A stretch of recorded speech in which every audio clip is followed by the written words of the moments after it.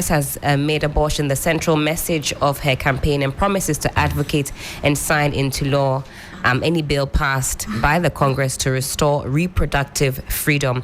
Harris equally focuses on her economic agenda to tackle the high cost of living, something that's also been a key issue in the United States.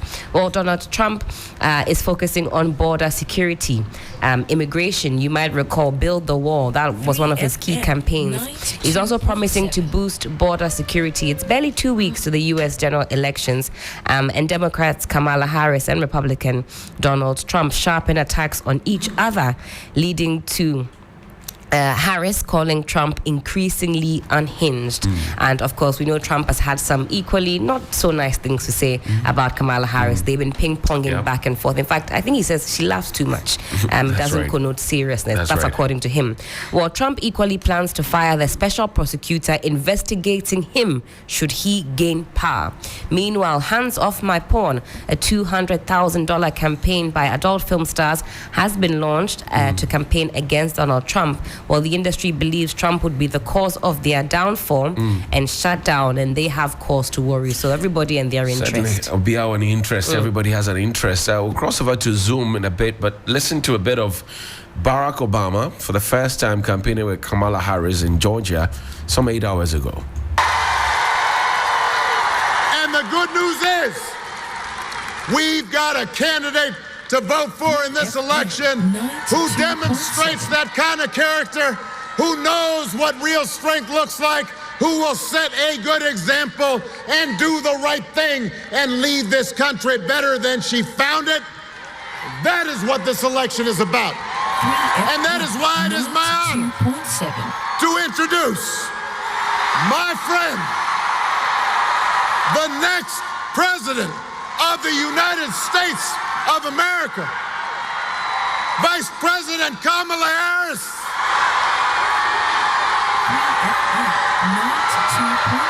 The Best in the Morning is on 92.7 Sunrise on 3FM.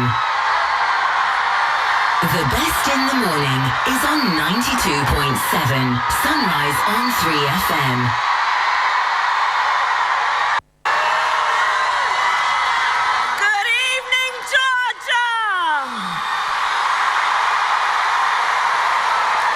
The Best in the Morning is on 92.7 Sunrise on 3FM. President Barack Obama.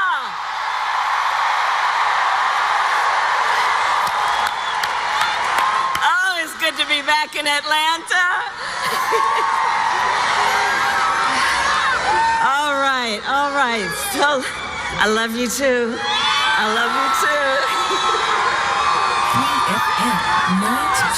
So you all may know, it was 17 years ago. It was over 17 years ago when I took a trip to Springfield, Illinois.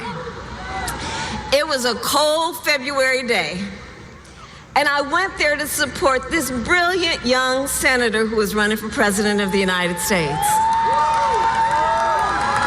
And millions of Americans were energized and inspired not only by Barack Obama's message, but by how he leads, seeking to unite rather than separate us. And that is why in 2007, I went New Year's Eve to Iowa to knock on doors in the snow. And all these years later, Barack Obama, I say to you, your friendship and your faith in me and in our campaign means the world. Thank you, Mr. President. That's Kamala Harris there. Now, let's go on to Zoom. First, acknowledge Professor H.A. Sikanko is joining us in studio in his capacity as a professor of journalism and communications from Unimark. Prof, thank you for your time. Good morning. How are you doing? Yeah, good to see you. Thank you very much for having me. Yeah, it's in good flesh and blood. It's been a while. I know. It's good to be here. Our ladies are joining us also on Zoom. Angela Forbes is the Director of Strategic Initiatives, Democrats Living Abroad, and Della Michelle, a freelance journalist. Ladies, good morning. Thank you very much for your time. Good morning. Great. Good morning, Franny. Great. Dela, let me begin with you from the journalist perspective. You've been monitoring and observing and also covering the elections, the forthcoming elections in the United States. First of all, from a journalist lens, tell me, how are things going? I would say it's going pretty well here. Maryland started its early in-person voting yesterday. So we are seeing many people turn out for that. Also on the 29th, we're expecting to get the mail-in for people who want to do the mail-in option. Right. I think that there's general excitement in the air, but also there's general, anxiety in the air because of course, the two people that are running for this year's election. It's quite a tight race here, just because, first off, I've spoken to people who tell me, I'm going to vote for Kamala because she's a woman. Right. I've heard that so many times. And for them, especially those who are married, they'd be like, oh, I'm going to vote for Kamala. She's a woman. My husband is going to vote for Trump. He's a man. And I keep asking them, is it because of the gender? That's why you want to vote for these people? And they're like, no, but first of all, she's a black woman, so I want to vote for her. Also, I've heard black men or black Republican men saying that, you know what, we loved Trump back in 2016. We stood for whatever he stood for, but it looks like over the years, most of his policies and actions has not really gone well with us. So now we have the black Republican men going in for Kamala here in Maryland, and many of them have been raising funds ever since she was introduced as the nominee for this year's election. I've also heard, other men say, especially in New York area, men from the elite group telling me that, listen, we're also in all for Kamala. First of all, the fact that she represents the legal aspect of things. We, of course, are in the legal area. We have been looking forward to something like this. She speaks well. She used to be a great attorney. She's been a great vice president. So for us, these are the issues why we want to vote for her. Also want to vote for her because we stand for what she's talking about. She's talking about cost of living, especially for the middle class income. That is very huge here in the United States. She's talking about housing. Housing is very important to many because, first of all, many want to get homes, right? But it's really up to their budgets. Let me use the Montgomery County, for instance, in Maryland. If you want to get a very decent home, you're looking at, if you want to buy, you're starting from $600,000 all the way to $1 million. Ooh. If you're a first home buyer, you're thinking, how am I going to make all this? Yes, you can go for the loans and other things. Your credits has to match up, but for some of them, it's still on the high. So they are hoping that issue with housing, for instance, as she's saying, will be addressed. Abortion, very sensitive topic. People have been talking about it. The commercials have been running in, the comments have been running in, and people are saying, listen, I stand for what she believes in when it comes to women's rights, when it comes to abortion in the United States. They've seen how it has caused havoc. Lives have been lost in other parts of the states where Roe v. Wade was, implemented by other states. So there are people who have to leave their states to another state where this ban has not been put in place just to have safety. Doctors are afraid of what is going to happen should they decide to go against what has been ruled. So there's a lot of anxiety in the air when it comes to that. And most importantly, race. Johnny, the conversation about race has been, I would say I've even had to look behind, when I walk. Because I first didn't think about it like, when you're aware and somebody's telling you like, oh, racism, you think it's far-fetched, right? You're like, now you too, what is racism? Because it sounds new to us. But when you come in and then you start applying for jobs or start applying for schools and you always have to declare your race. Are you black? Are you white? Are you Asian? You always have to declare your race. Whatever you're doing, you always have to declare your race. You are in the queue. People are looking at you some type of way. And now conversations about race has become so rife here because, first of all, you have a black woman who is contesting. Her race has actually been brought under serious scrutiny by her opponent. So people are like, what does she even stand for? Is she black? Is she Indian? Who is she? That is one thing. Then you also have the opponent who is spearheading a lot of conversation about immigrants, illegal immigrants coming in. Now, the interesting thing is that when they say illegal immigrants, for them, they just brand immigrants. Whether you're illegal, legal, you're an immigrant. And they start to look at you the way they want to look at you out of the conversation that has been had. I remember when the Springfield, Ohio issue happened, I even had to be, aware of myself because I see people going for walks with their dogs and I had to, give them the eye that I'm not here to eat your dog. I'm not here to eat your cat. Like, these are the things that people have to deal with. The profiling on a daily basis. What did you say, Johnny? The profiling on a daily basis. On the daily basis. And sometimes you just have to reassure people just by your gesture, but just by your smile. Even here, back in Ghana, we like to greet, right? So you see somebody, hello, good morning. That's correct, right. If you greet here, people are like, why is she being intrusive? What is going on? Some would respond, some would not respond. It might be friendly, it might not be. So when you hear conversations like this on media, all what it seems to do is just drive hard the diversity that we and people are trying to close that gap. Let me bring in Angela and pick her thoughts as well. Angela, for you, Democrats living abroad, what does this election mean to you? This election is really important for Democrats abroad. Our family, our friends live in America, and we're still under the U.S. government. We have many interfaces. People have Social Security that they still get. We have to have our passports, tax. We still pay taxes. And it also affects the countries that we live in. When Trump was president, it was a horror show for many countries. There are about 6 million Americans that live outside the U.S., and many of them work for the U.S. government. My husband works for the U.S. government, and I did also. It's not good, the things that Donald Trump did while he was president, especially with our allies and his love for dictators. If you live in a democracy like I do in Germany, having to deal with this madman, people in Germany and all around the world in other countries are afraid of what's going to happen with our election. So Democrats that live abroad and independents and even some Republicans, they're all wanting to vote for Kamala Harris. I see. Prof, I come to you now. You've been teaching this in school. You've lived in the U.S. You schooled there. You have an interest in the U.S. election anytime it comes up. Are you getting the steez and the vibe as we have always seen, or this is a different kind of fire and level? No, I think it's the same, especially because there are a couple of unprecedented things that have happened in this election.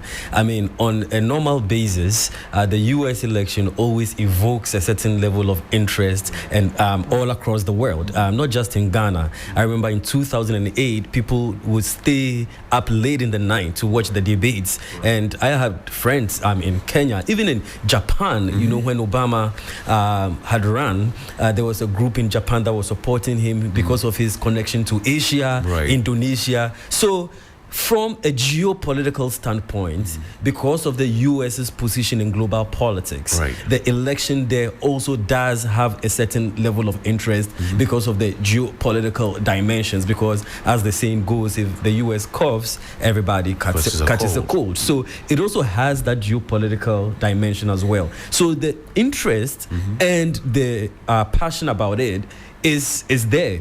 But even more so this time, because of a couple of unprecedented dynamics. We had, for the first time, Joe Biden, a president, just literally 3 or 4 months to an election, step down. That has never happened before. And then he steps down. Because he had started waging the campaign. The campaign. And interestingly, he also went through the primaries and got nominated. And then he steps down. That's very unprecedented. And then we had Kamala Harris, his vice president, avoid a contestation or avoid what they call a floor fight at the convention, and everybody agreeing that she should be nominated. So she comes in and pretty much has to wage a campaign on the fly, on a daily basis, because she just literally had a few months to do it. And then we have the first African-American female presidential nominee of a major political party. So these definitely the vibe and the steez and the electricity is there. Now we have Donald Trump, who is as unconventional as he comes, as bombastic as he comes, So these dynamics have converged together to make it a very different election. Donald Trump he comes across as somebody who is very much protective, for want of a better expression, of America. while Kamala Harris and the team will also be, if you like, very liberal in the way they want to. What does America need at this time? An overly protective president, or somebody who is open to people to come in? Angela called it a horror movie, for example, when Donald Trump was president, for people who lived outside. You know, what does America need now? Well, I guess the people of America will decide, because yes, there are a couple of people who would describe it as that, but you'd imagine that for other people on the other side of the aisle, I mean, they love this man. He represents the kind of politician that they'd always looked for, somebody who would say it as it is, right. Somebody who would be unconventional, who would be politically incorrect, and who would use all the words that you don't, he called Africa a shithole, for goodness sake, you know, and all of that.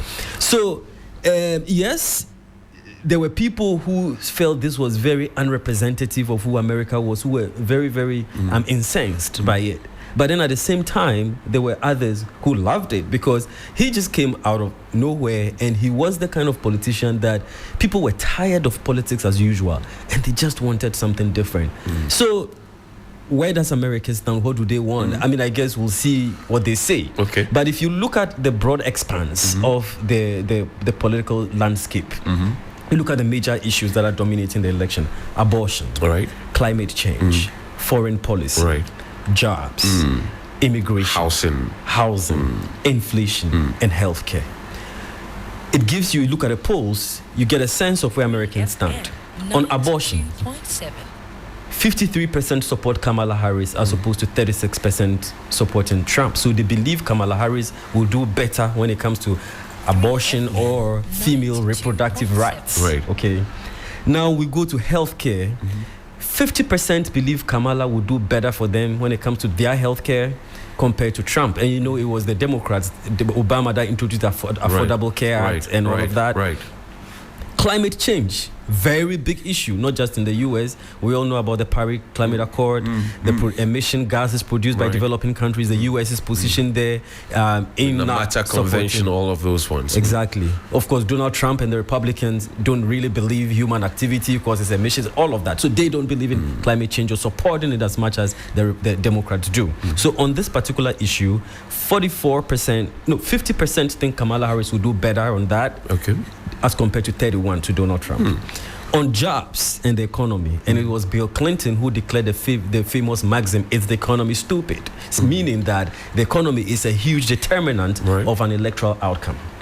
On jobs and the economy, 48% think Donald Trump will do better in handling the economy, and 44% think Kamala will do better. So they trust Trump more in the economy. On foreign policy, and I'll just do two more in the end. On foreign policy, 46% think Trump will be better on foreign policy compared to 43. Yes. Wow. And we can talk about that later. Yeah, we can. We'll digest these figures. Yes. And then inflation, 48% think Trump will do better in handling or reducing inflation compared to 43%. Let me ask, Angela, what do you think of these statistics that Prof has put out here?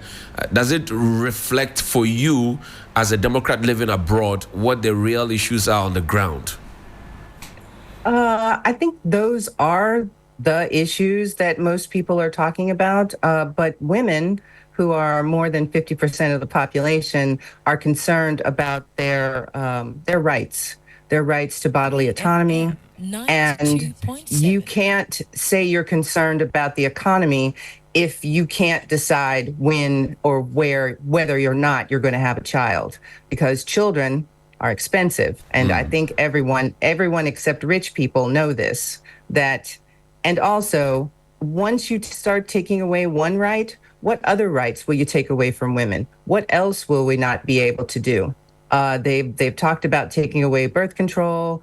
People have talked about taking away the vote from women. So it's crucial for women to be able to have bodily autonomy. For sure. This is for you, from your perspective, what America needs now. But are you surprised that Donald Trump, is, in spite of all the criticism that he had, seems to be gathering some great momentum in this election? Are you surprised? I don't know that he's gathering momentum. I think he's gathering hype.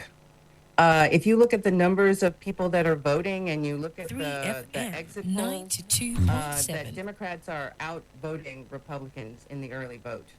I think a lot of the things that Donald Trump does is hype. It's not actual people are actually excited.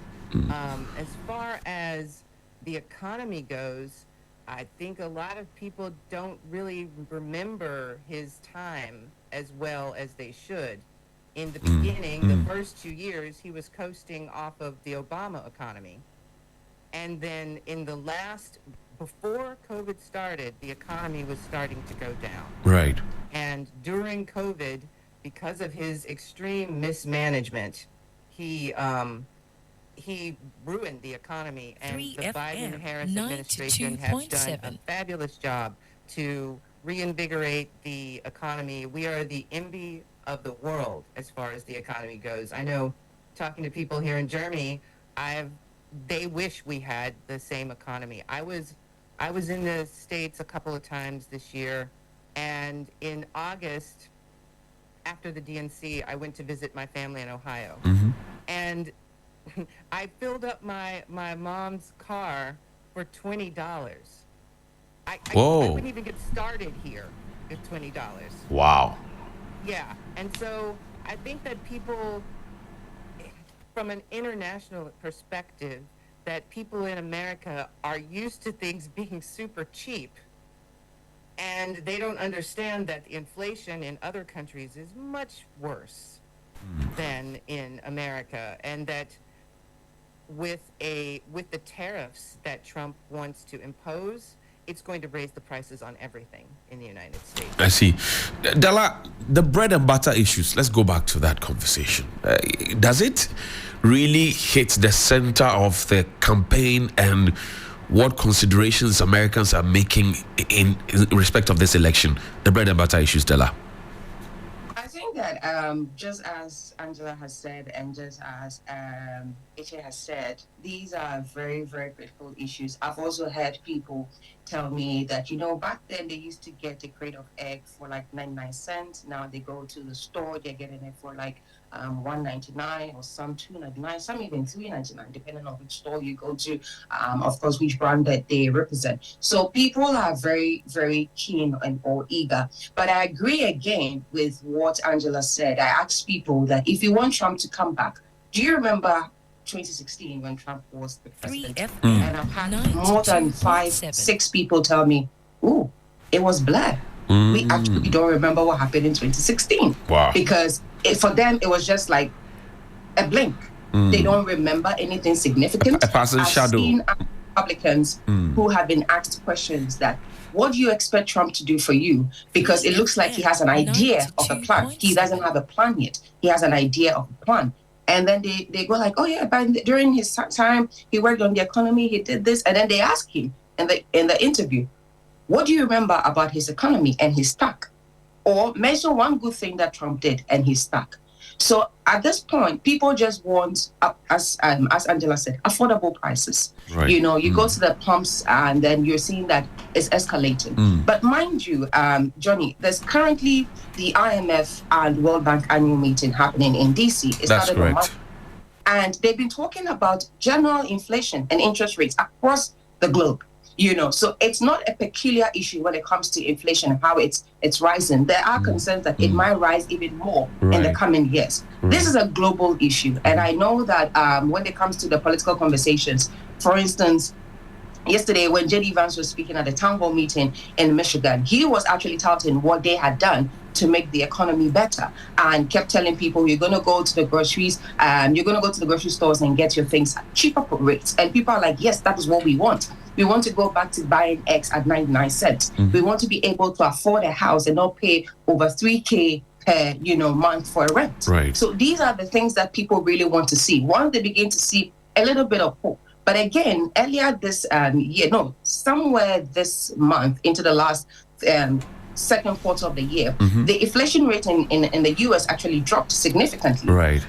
But it wasn't escalated the way they expected because people were so deep into the issues that they're hearing other Republicans tell them, other Democrats tell them. So even though you're going and you're getting your bottle of water for like 99 cents, they still want to see it drop significantly to a point where, again, it's cheaper for them to afford. So, and it's different, as Angela has mentioned, in Ohio, the rates will definitely be different in Ohio compared to New York, compared to California, LA, compared to Maryland, compared to Virginia. So those are the things that people want to see, some level of stability so they can afford their daily basic, needs. I see. Helen has a question. Helen? Yes, this one is for Prof. I wanted to find out from Prof. How he thinks American media has shaped voter perception, both home and abroad. Thank you very much, Helen. Thank you very much. How American media has shaped voter perception. That's right. It's huge. The media plays a very significant role when it comes to election. They have a huge media market. They have a pretty good literacy levels in the U.S. So a lot of people turn to media, radio, television. But I think television is more of a big deal, and the internet is more of a big deal over there. The media are split along ideological lines to some extent, but they do still have independent traditional journalism like we do here, even though people read political leanings into it. But generally, we still have normal journalism. But the ideological undercurrents are there. So depending on the media that you go to, that will determine what you get. So if you go to the liberal media, the New York Times, the CNN, the Boston Globe, and all of that, you're likely to get content that is more favorable towards issues of multiculturalism, issues of poverty, and some social issues. If you go to the conservative media, they're going to go really, really hard on immigration, racial issues, and all of that. So, but the media does play a role too when it comes to the polls, because you realize that a lot of the media collaborate with the universities, etc. to do the debates. For the first time, it was the media that actually organized the debate. Normally, it's by the Presidential Debate Commission. But for the first time, it is the media, ABC, CNN, and then CBS. So, I mean, and they've done a lot of public forums, a lot of town hall, and all of that. So, they've been pretty much a very, very active part of the process. Both ladies, Angela and Della, they think that Donald Trump, he has an idea of what he wants to do, but he doesn't know exactly what he wants to do. And then Angela says, well, he's not sure if it's gathering momentum, it's all hype. What do you say? Yes, Donald Trump has been a very eccentric candidate, and he has been a very paranormal candidate in the sense that he is not being your sense of who a traditional presidential candidate would be. If you look at the way he organized his campaign, he is the beginning and the end of the campaign. In traditional campaign strategy, they will tell you that the media, the medium is the message. In Trump terms, the candidate is the message. He puts himself right at the center. Yes, he is the policy.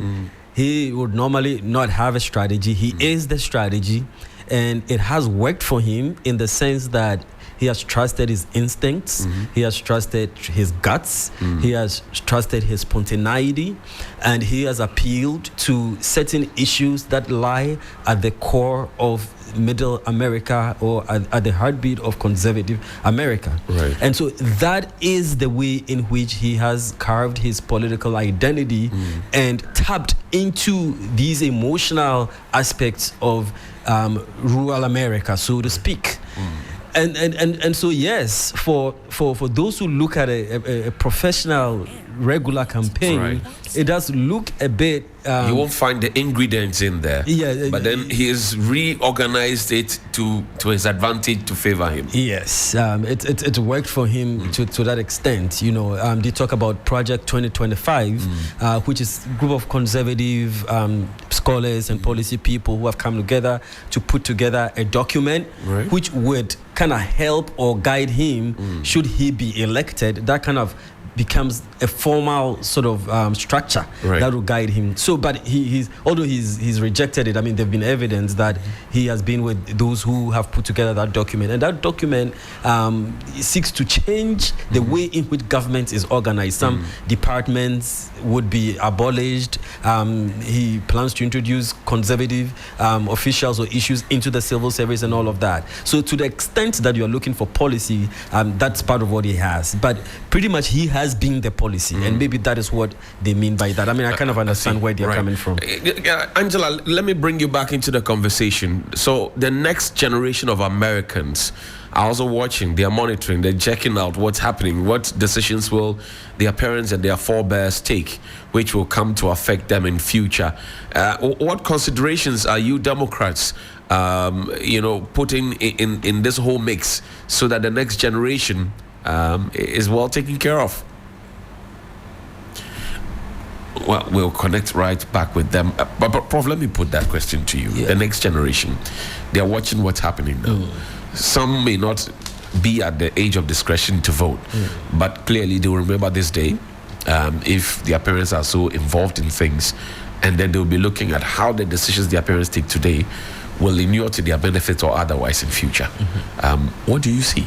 Well, I mean, by the grace of God, I was out there in March earlier this year during the Republican primaries and during the CPAC, the Conservative Political Action Committee conference. I also had to deliver some guest lectures at I'm sure that's probably where the lies in the University of Maryland.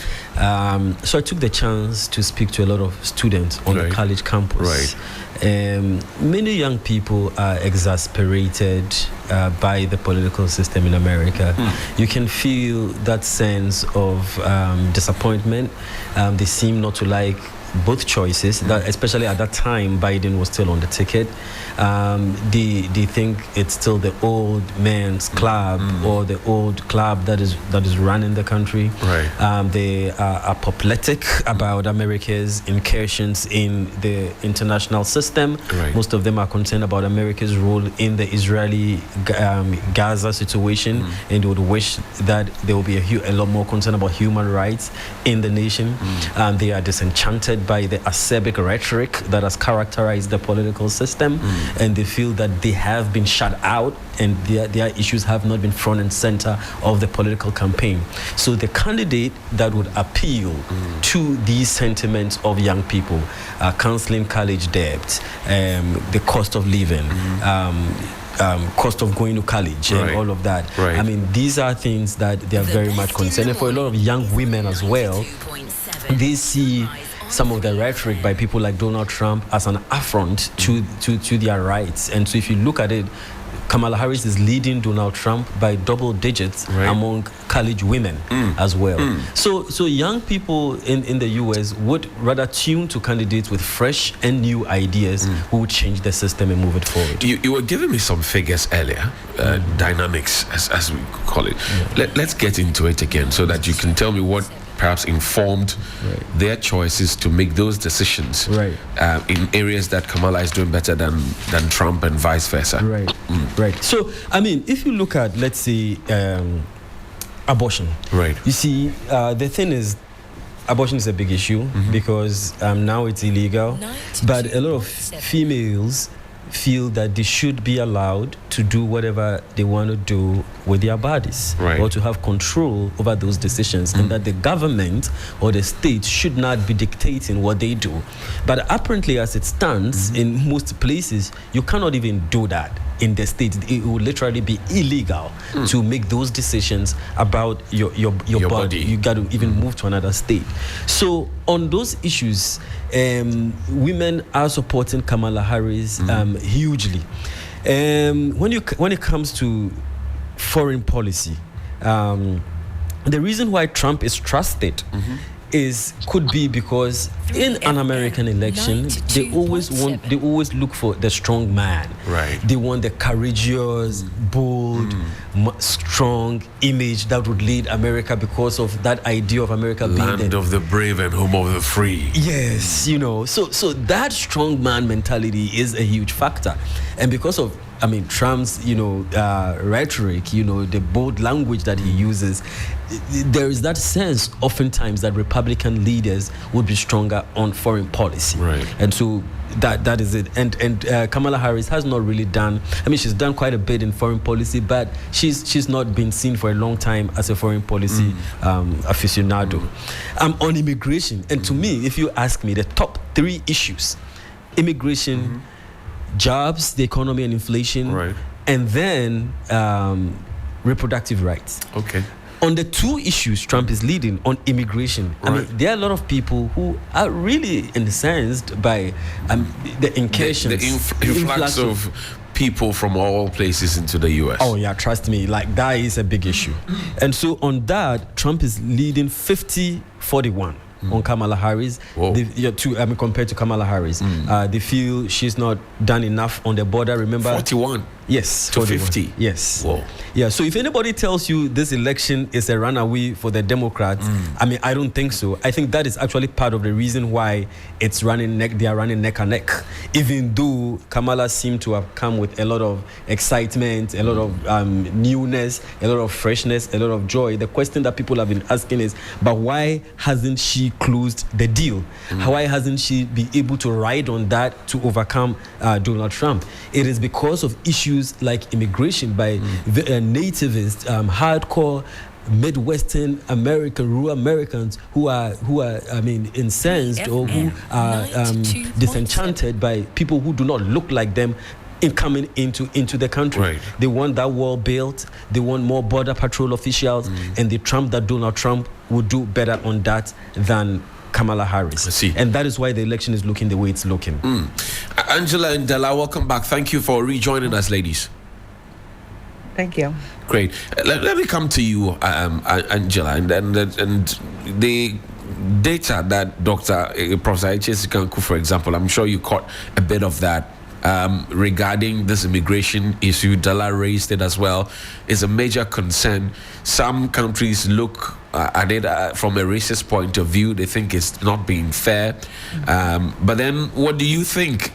Do you think that the people are right if they feel Donald Trump will serve their best interest in terms of preserving their immigration and safeguarding it better than a Kamala Harris-led presidency?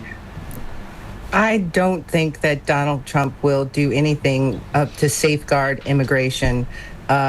There was an immigration deal that the Biden-Harris administration put forward, and that they worked out a deal with the Republican members of Congress, and Donald Trump told them not to vote for it because he wanted to run on the issue. So the problems could be solved. Already. They could be solved or in the process of being solved if we had passed that bill several months ago. As far as immigration, it depends on what you think is a solution. He went to try to build a wall, but it was never going to be a wall that was continuous along the border. It was only in certain spots. He wasted a lot of money on this border wall, and it was actually, there's videos that you can see out there where people could just climb over, because it wasn't really meant to keep people out. As far as what happened with when they were detaining people during the Trump administration at the border, they stole thousands of children from people, and they didn't keep any records as to where they put them. There's still about 1,000 children that we don't know where they went. And so I don't think that that's a solution, stealing people's children. They also sterilized women at the border. That's not a solution either. The solution for our immigration problem doesn't completely lie in the United States. You have to look at why people are coming and what can we do to make their home countries more hospitable for them. People are coming from South America because of all the drug crime there and the drug gangs. And the United States, unfortunately, is a part of that we created this with the war on drugs. So Donald Trump isn't actually better on anything. He just talks a good game, really. He says he wants to make America great again. I mean, he's been trumpeting that over and over again. You don't think that he has what it takes to do that? Was America great during his term, greater than it was before? I don't think so. In fact, what he wants to do is move us back to the 19th century, where white men had control of everything in the United States. And if that's what he thinks is great again, there are a lot of people that don't agree with him. And whereas I don't think that it's going to be simple for Harris to win, but it's not impossible. And I have to slightly disagree. I think that for women, inflation is not the top thing. It's actually the control of our own bodies and our own rights that's more important. So if you were to rearrange your top 3 issues in this election, what would it be?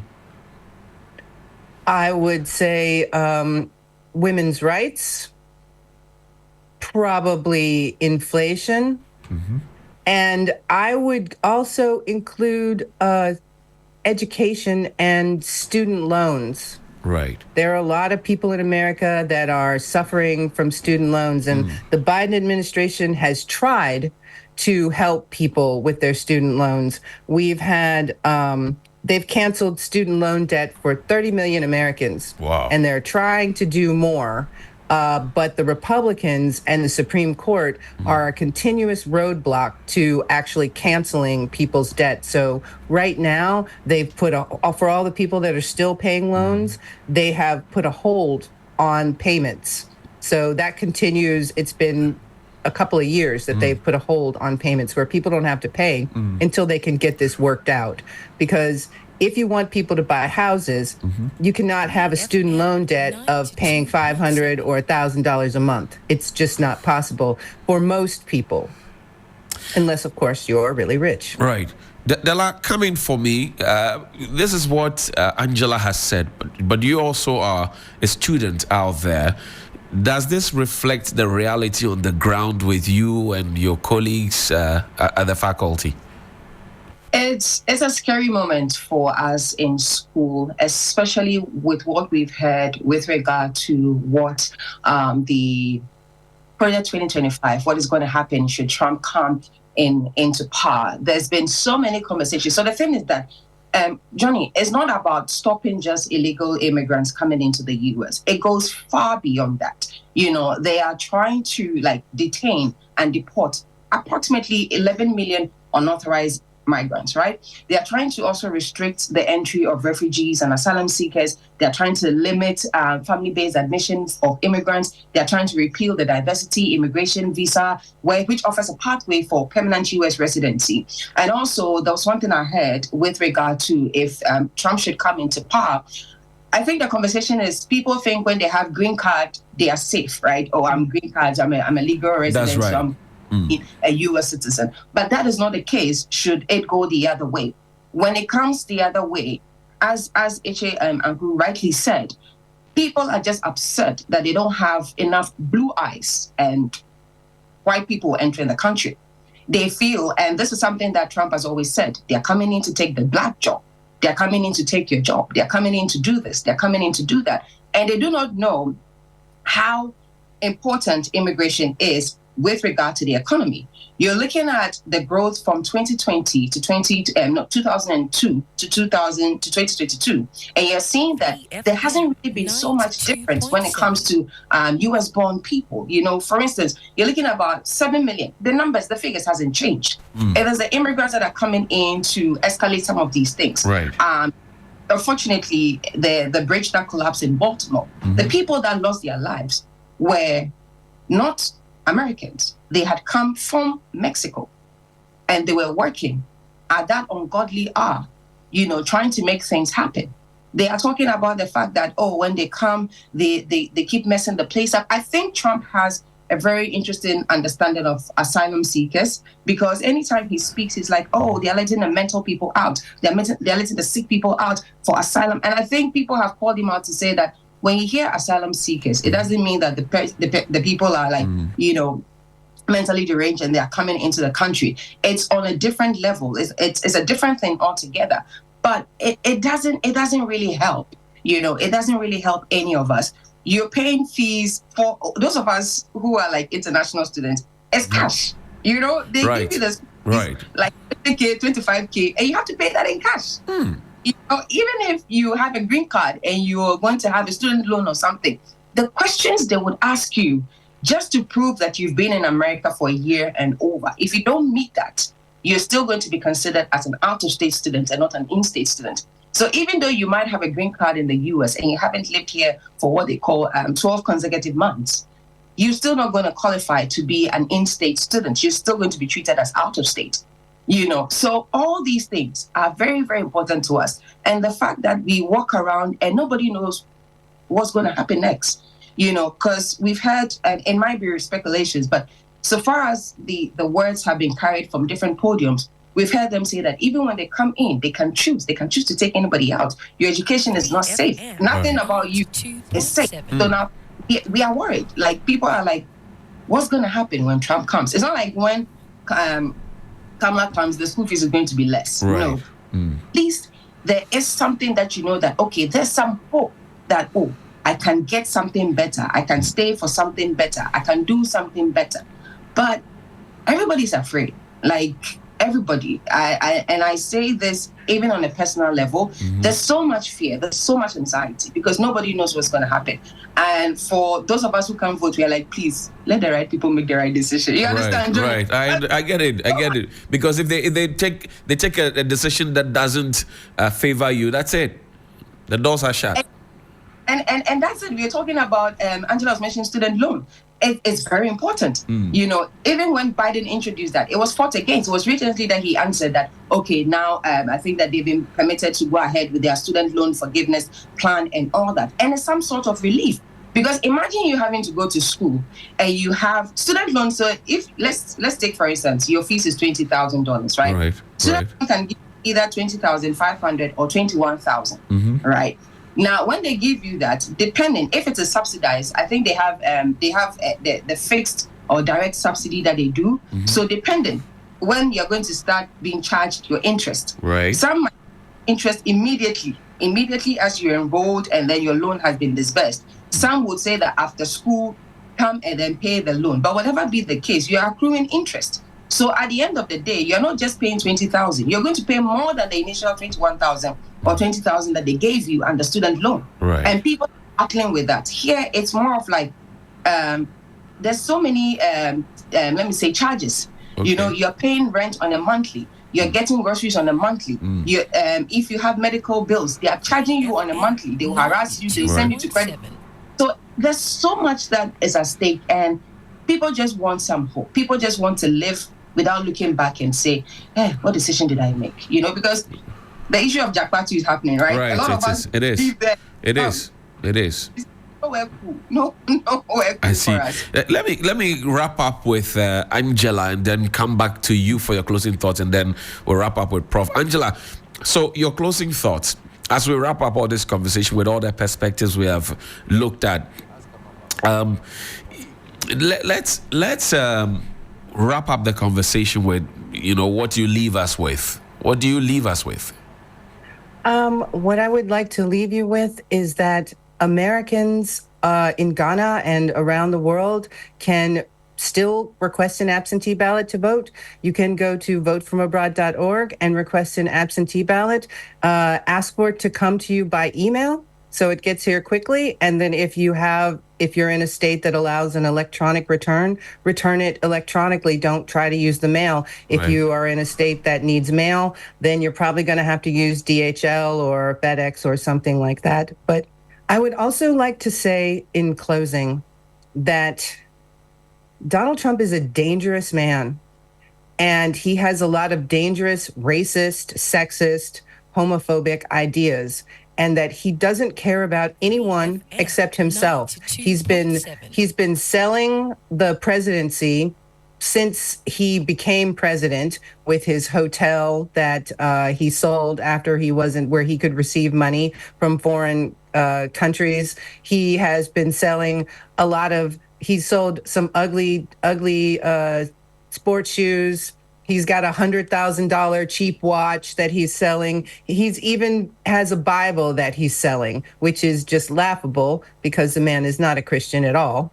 Aren't you being too hard on Mr. Donald Trump? No, I'm not being too hard on him. He is been adjudicated a rapist. He has been convicted of, I think it was 31 felonies, and he has a whole lot of other trials that would take place once this election is over. He's not a good person. I do not believe I'm being too hard on him. I hear you, Angela. Would you leave him with your child for an hour? I don't live in the U.S. No, even if you let's say you did, and he was your babysitter, would you trust your daughter, your young teenage daughter, with him? I plead the fifth. Okay, because you know you wouldn't. Thank you. So, thanks. Angela Forbes, we're grateful that you could speak with us. She speaks for the Democrats who are abroad. Della Michelle, your closing thoughts as well. Share with me. What do you leave us with? Johnny, I would say that it's up to many who watch and the news and follow the conversation. When you go on social media, you will be heartbroken because you can see clearly the diversity on social media. You can see clearly the misinformation on social media, misinformation and disinformation on social media. You're seeing active campaigns, but I've also been told by a member of the Harris campaign team that even though the polls look, in the favor of Trump in certain areas, especially the swing states on internet or on the social media, on the ground, the response is different. They want to win by a landslide. I would say that we should not be drawn to the radical aspect of things. People have even come to criticize Kamala for not being able to express herself and that she's not a good orator. It started like that. Even Barack Obama, one of the campaign trails, had to say that, listen, me in 2007, I wasn't like this. So it all depends on us. If you even want to get into a conversation, especially from Ghana, let's do that from an informed perspective. Let's not just get in there and say, this is what is happening, so that is it. Let's try and find out more, read more, and understand, because any action we take affects all of us. It affects everybody. If Trump comes in and some of our rights are taken away from us, even as legal migrants or legal immigrants in the country, imagine what is going to happen to the illegal ones. Imagine what is going to happen again to the economy. Imagine what's going to happen to education and health. So I think that it's bigger than what we think, but anybody who wants to engage in this conversation should come from a place of enough information and enough education. Yeah. Della Michelle is a freelance journalist. She was joined on Zoom by Angela Forbes, the Director of Strategic Initiatives, Democrats Who Live Abroad. Ladies, thank you so much for joining us on Zoom and spending some quality time with us. We appreciate you. Thank you. Great. Prof, I'll wrap up with you. Angela has told us what she thinks. Della has told us what she knows. You tell us. You teach this. I'll go back to that point. You're a master of this game. Tell us. You're looking into the crystal ball. What do you leave us with? Well, I think that elections are always a very good time to decipher the political culture of a country, and you can determine that by the issues that are important to the people in that country at that moment. Elections are also about the future, and they're about the kind of society and the kind of world that we want to live in. If we elect a Donald Trump, or if they elect a Donald Trump, who is somebody who is not an internationalist, who is not a globalist, who does not believe in multiculturalism, who does not believe in climate change, who supports and admires dictators, who likes the strong men, would rather hobnob with autocrats like Vladimir Putin or the leaders in North Korea. I mean, that is the kind of world that we're going to have with Donald Trump. But at the same time, for a lot of Americans, they look at him and they kind of like his America First appeal. They like his nativist appeal. They like his say it as tell it as it is appeal. And so that is what it is. For Kamala Harris, She does believe a lot in human rights. You would expect that when she comes, she'll be a lot more concerned about human rights, both at home and abroad. I believe LGBTQ rights will be a big thing for her. She also believes in freedoms, in sexual reproductive freedoms, in abortion rights and all of that. She is somebody who has prosecuted a lot of criminals, and she's also quite big on healthcare and education.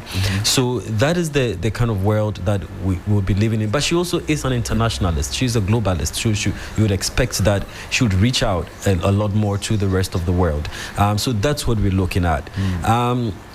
If you put all of this together and you talk about the kind of America or the kind of society that we're going to have, these are the two different worlds that are going to be presented to us. Right. But it's all going to boil down to the swing states at the end of the day. Right. These 7 states on election day are what is going to determine the outcome of the election. Everything that we've discussed, everything that we've said is going to boil down to what people in certain critical swing battleground states think. Arizona, North Carolina, Georgia, Wisconsin, Michigan, Pennsylvania, Nevada.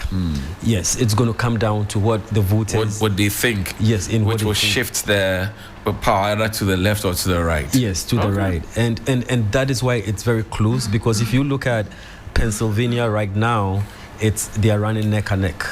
If you look at Nevada, Harris is up by maybe a point or two. Right. In Arizona, Trump is up by 0.1%. Those are huge numbers. Yeah. If you convert them into real-time voters, they're huge numbers. Yes, but it also shows how close the race is. Right. Because 0.1, that's not even 1%. No. Yeah. So it shows a lot how close it is. You go to Michigan, I think Michigan is neck and neck because of there are a lot of Arab Americans living over there who care about the Israel-Gaza thing. Right. And that is a problem for the incumbent administration. Yeah, so Michigan, they're running neck and neck. In Wisconsin, which you really need to win, I think Harris is up there, so they can count that. But in Pennsylvania, which most American presidents need to win the election, they are running neck and neck there. And then we have North Carolina, where Trump is up by maybe 1 or 2%, but Harris is counting on the college voters and the young people to make it through in that place. So these are really in Georgia. And in Georgia. Yesterday they were in Georgia. I'm sorry? Yesterday they were in Georgia. Yes, a lot of them were in Georgia yesterday because Georgia is supposed to be a Republican state, but they've started shifting lately, so the Republicans need it very badly.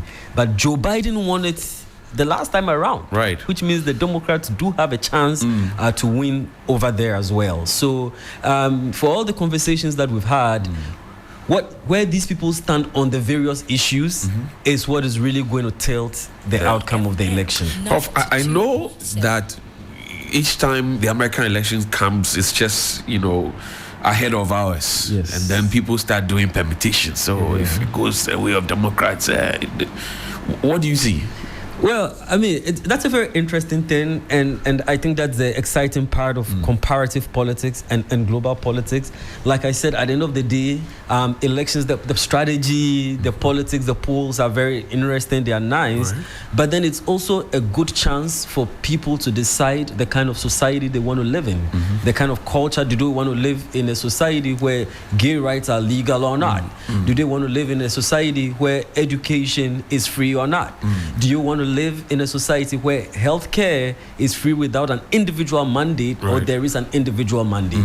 Immigration, should we ban people from certain Muslim countries, or should we open it up? Should the spouses of Americans be given visas to stay, or they should be sent back? Should students be sent back to their countries after graduation? I mean, international students, or they should be given some time to work and live over there. So elections are always almost about the kind of society and culture that we want to live in the future that we want for ourselves. The other exciting things about the permutations that you talked about, although those permutations didn't work in 2020, because in 2020 we had a Democrat win in the US and the NPP, a conservative winning over here. Over there. So for me, I don't think there's any science to it. I think it's more anecdotal. I think it's a very interesting qualitative observation that we see, and it's nice also that we have our election coming after that. Right. So you can do the comparison. They had their debate. At some point, Donald Trump said he wasn't going to do the debate. Right. And over here, we do have a political party also saying they're not going to do it. Right. But eventually they did it, So it's always interesting because it happens in the same season, and it offers very good and important opportunities to compare and to learn and to see what works here, what doesn't work here, how do they do it there, and how do they do it here, what can we learn or not learn from each other. I think those are very interesting parts of the race, and we'll see how it turns out this year as well. Prof, it's been a good morning. Professor H.H. Kanku is a professor of journalism and communication, and he's joined us here with his nice suit, University of Media, Arts and Communication, 6-2 and my school. Yeah. Helen, you want to attend our school too? What school is that? GIG. Oh, GIG, yes. I would love to. Unimark IG. Yes, definitely. Somebody find me admission forms. I'm very keen. Yeah, I had them in my research class. I see. Were they in the back of the class or were they sitting up front? We are sharp guys. Johnny was kind of in the middle. In the middle. Okay. Diplomatic answer. I'm sure he was at the back. We don't hide. The stubborn boys at the back. See you shortly after this break. The biggest food, drink, and music festival is returning this October. The Eat, Drink, Music